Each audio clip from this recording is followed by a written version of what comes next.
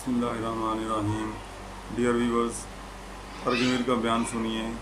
اللہ تعالیٰ جب اپنے بندے کو آزماتا ہے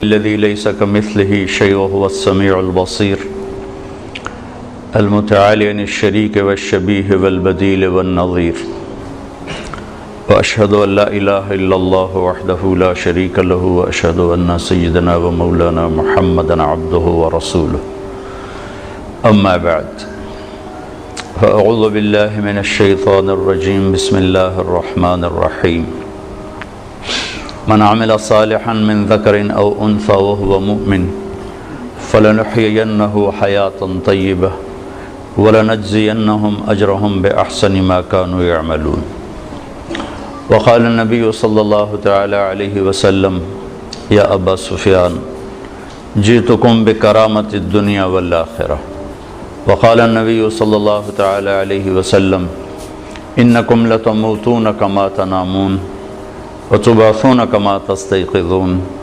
وتحاسبون بما تعملون ثم إنها لجنة أبدا أو لنار أبدا او کما قال صلی اللہ تعالی علیہ وسلم۔ میرے محترم بھائی اور دوستو، اللہ تعالیٰ نے انسان کو امتحان کے لیے پیدا کیا ہے۔ باقی ساری کائنات مخلوق اس کی ضرورتوں کو پورا کرنے کے لیے۔ امتحان کس چیز کا ہے؟ لِيَبْلُوَكُمْ أَيُّكُمْ أَحْسَنُ عَمَلًا، وہ یہ دیکھے گا کہ ہم میں عمل کو کون خوبصورت بناتا ہے۔ دوسری جگہ لِنَبْلُوَهُمْ أَيُّهُمْ أَحْسَنُ عَمَلًا، ہم دیکھیں گے کہ تم میں عمل کو خوبصورت کون بناتا ہے۔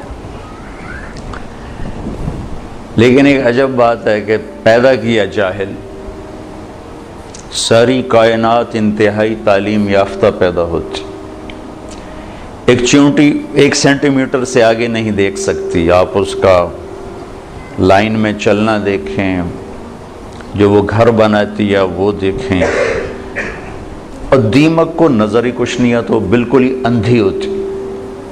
تو افریقہ کے سفر میں جنگلوں سے گزر ہوا تو ان کو اتنے بڑے بڑے گھر بنے ہوئے مٹی کے کہ ہتھوڑے ٹوٹ جائیں ان کو توڑنے کے، کلہاڑیاں کند ہو جائیں ان کو توڑنے کے لیے، اور اندھی۔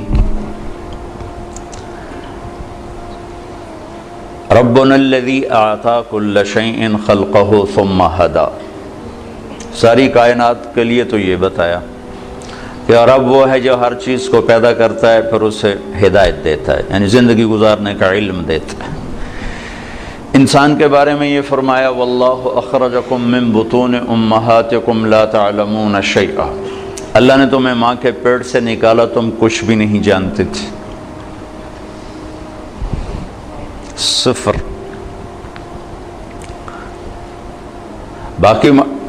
باقی مخلوق ماں کے پیٹ سے ہی تعلیم یافتہ پیدا ہوتی۔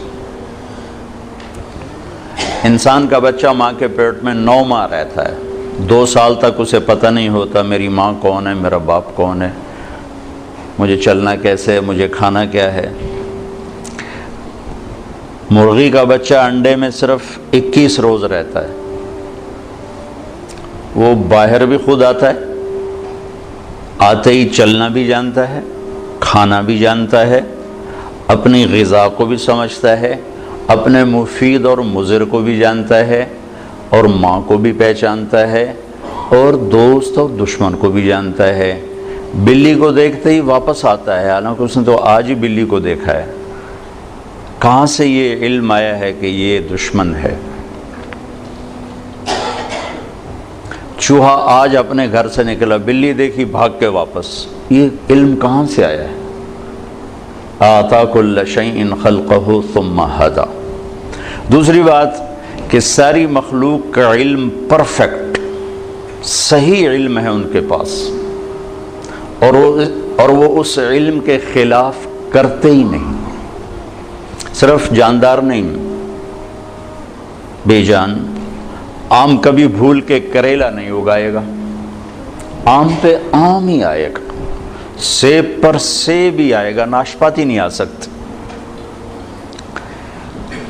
वो अपने इल्म के खिलाफ भी नहीं करते और उनमें गलत इल्म फीड भी नहीं होता, सही इल्म अंदर जाता है, गलत जाता ही नहीं, क्योंकि वो पहले से लेकर आते हैं। अब बकरी के सामने पुलाव पका के रखो, कहेगी मेरा तो परहेज है, मैं तो